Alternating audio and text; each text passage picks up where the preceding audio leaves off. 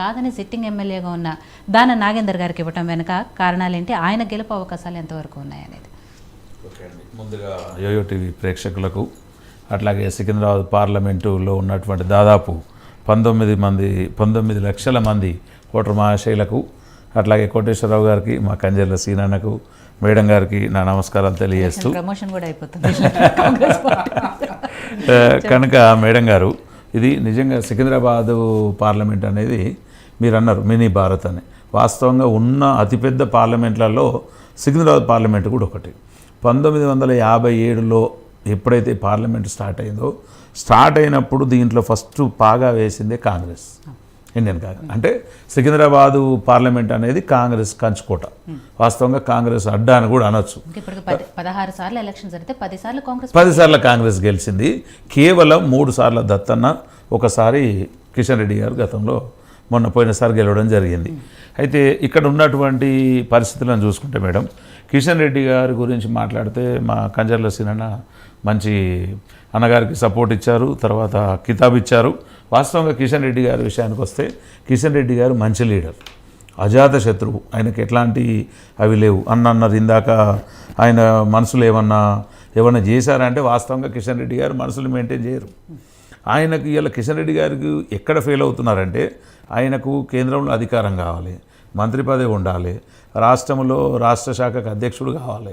So ఈ ఉన్న విభిన్న కోణాల దృష్ట్యా, విభిన్నమైనటువంటి అధికారాల దృష్ట్యా ఆయన నియోజకవర్గంలో ఉన్నటువంటి పార్లమెంటు సెగ్మెంట్లో ఉన్నటువంటి 7 నియోజకవర్గాలను పట్టించుకోలేదనేది ఇవాళ తెలంగాణలో ప్రజలు సర్వే చెప్తున్న నిజాలు.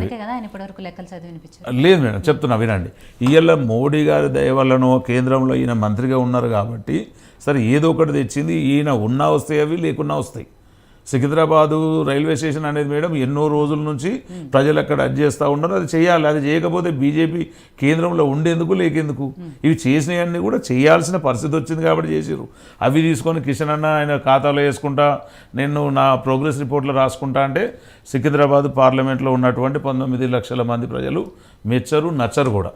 మేమేమంటున్నామంటే, సికింద్రాబాదు ఒక విభిన్న మతాలకు మేడం, అంటే ఇదొక మినీ భారత్లో అన్ని మతాలు ఉంటాయి. ఇవాళ సికింద్రాబాదు ముస్లింలను ఆదరించింది, క్రిస్టియన్లను ఆదరించింది, అట్లాగే హిందువులను కూడా ఆదరించింది. అంటే ఏ ఒక్కరిని కూడా వదిలిపెట్టుకోలేదు. కిషన్ రెడ్డి గారికి ఎంత మంచి బ్రహ్మాండమైన అవకాశం ఇచ్చారు ఒక ఎంపీగా. అంటే అక్కడ ఉన్నటువంటి ఒక సెంటిమెంట్ మేడం, సెంటిమెంట్ ఏంటంటే సికింద్రాబాద్లో ఎవరు గెలిస్తే కేంద్రంలో మంత్రి అవుతారు, ఎంపీ అవుతాయి. సో అక్కడ ఉన్నటువంటి ఆ సెంటిమెంట్ను నిజంగా ఇవాళ కిషన్ రెడ్డి గారు అంబర్పేటలో ఓడిపోవడం జరిగింది. ఆయన నిజంగా గొప్ప వ్యక్తి అయితే, లేకపోతే ప్రతిభావంతుడు, ఉన్న ఎమ్మెల్యేలో ప్రతిభావంతుడు అనుకుంటే అక్కడ ఓడగొట్టరు ప్రజలు. కనుక ఖచ్చితంగా అక్కడ అంబర్పేటలో ఓడగొట్టినరు. అదేదో లక్కు తలిగి సికింద్రాబాద్లో గెలిచినరు, సికింద్రాబాద్లో గెలిచి మంత్రి అయినరు. మంత్రి అయినప్పుడు ఏనాడన్న మేడం ఈ అంబర్పేట, జూబ్లీ హిల్స్, ఖైరతాబాదు, ముషిరాబాదు, నాంపల్లి, సికింద్రాబాదు, సనత్ నగర్ అనేటి 7 నియోజకవర్గాలు ఈ సికింద్రాబాద్ సెగ్మెంట్లో ఉన్నాయి.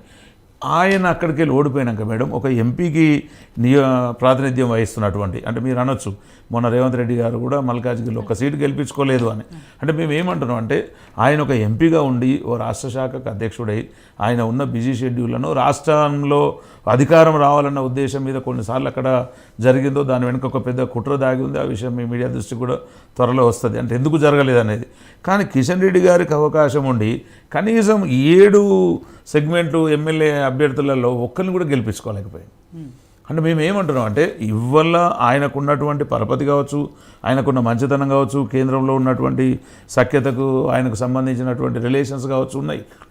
కానీ ఈ 7 సెగ్మెంట్లను ఎంతవరకు అభివృద్ధి చేసిండు అంటే, కేవలం రేపు ఎలక్షన్స్ అనగా ఈ వాకర్స్ కొన్ని ప్లేసులలో పెట్టడం, కొన్ని ప్లేసులలో హడావుడిగా పోయి ఈ ఏమంటారు శంకుస్థాపనలు చేయడం, ఫౌండేషన్ స్టోన్లు వేయడం తప్ప నిజంగా కూడా, అంటే నేను కూడా ఆ సికింద్రాబాద్ పార్లమెంటు ముషిరాబాదు ఓటర్నే కాబట్టి చెప్తా ఉన్నా, వాస్తవంగా కూడా ఆశించినంత జరగలేదు. మా కంజర్ల సీనన్న అది ఒప్పుకోవాలి. అయితే అదేనా కోట్లు మొత్తం మన తెలంగాణకు వచ్చింది మేడం. మీరు